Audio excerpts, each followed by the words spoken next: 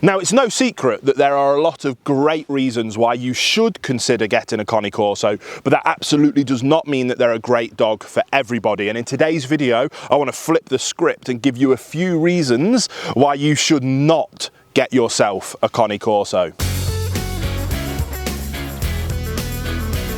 Welcome back to the Atherton Cane Corso show, and there's no secret that the Cane Corso is one of my favourite breeds. I've owned a Cane Corso puppy myself, and I've helped train thousands of them to incredibly high standards. But I have also seen many cases where it can go terribly wrong, where they probably were a terrible fit for that person or that family. So in today's video, I'm going to hand you over to one of my breed history experts who's going to talk about a few reasons why you shouldn't be getting yourself a Cane Corso. Number one, they're more protective than you realise.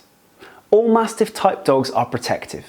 Their natural guardianship and dedication to their loved ones is one of the definitive features of the group and something that we all utterly adore about them.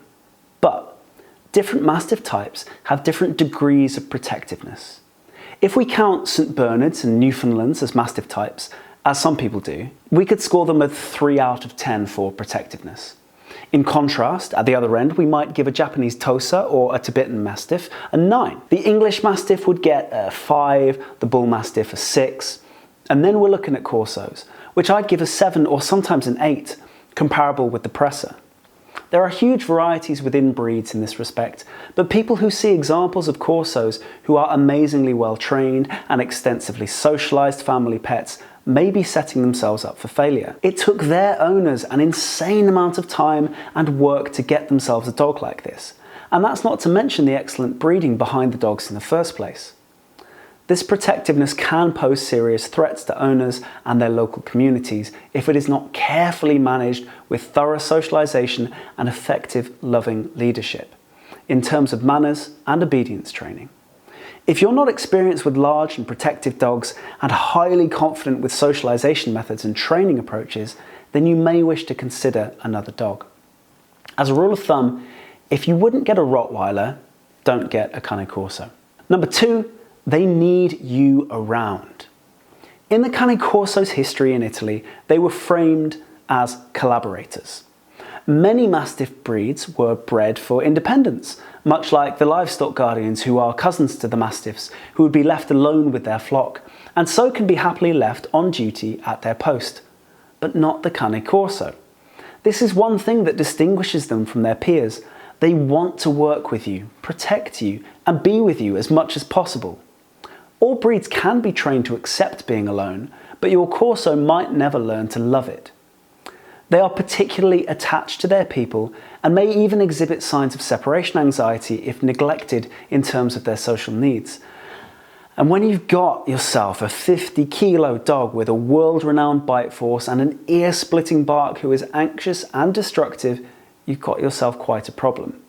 So, if you work long hours away from home and aren't committed to your dog in your time off, then you may wish to consider getting a more independent breed, or indeed question whether you're in a position to be owning a dog at all at this point in your life. Number three, they can't live forever. As a Corso lover and owner, I can tell you that this is something I wrestle with every single day. My Corso, Bonnie, is nearly 13 and is an anomaly. Typically, you can expect about 9 years from a Corso, and while they're healthier in general than most other Mastiff breeds, they are still not immune to the classics. I'm talking eye troubles. My girl has cherry eye at present. I'm talking hip and elbow dysplasia, spinal degeneration, and cancers. The bigger they are, the less likely they are to avoid these health troubles, not only between breeds, but within breeds too. I hit the jackpot with my dog because, number one, she's small, only about 45 kilos or about 100 pounds. Number two, because she is black brindle, the colour that statistically lives longest in the Cane Corso lifespan research. And three, because of dumb luck. It's not something you can control. With all the raw feeding and supplements you can lay your hands on, and with all the structured exercise you can give. So if you feel like the early departure of the best friend you could ever have is a tragedy too great to witness in the next few years of your life, then you may wish to consider a longer lived breed than a Cane Corso. Guys, I hope you found that video helpful or useful. If you did, make sure you give it a thumbs up. Subscribe if you are new here, so we make videos like this every single week to help you have the dream Cane Corso that you've always wanted. And I cannot wait to see you here on the next episode.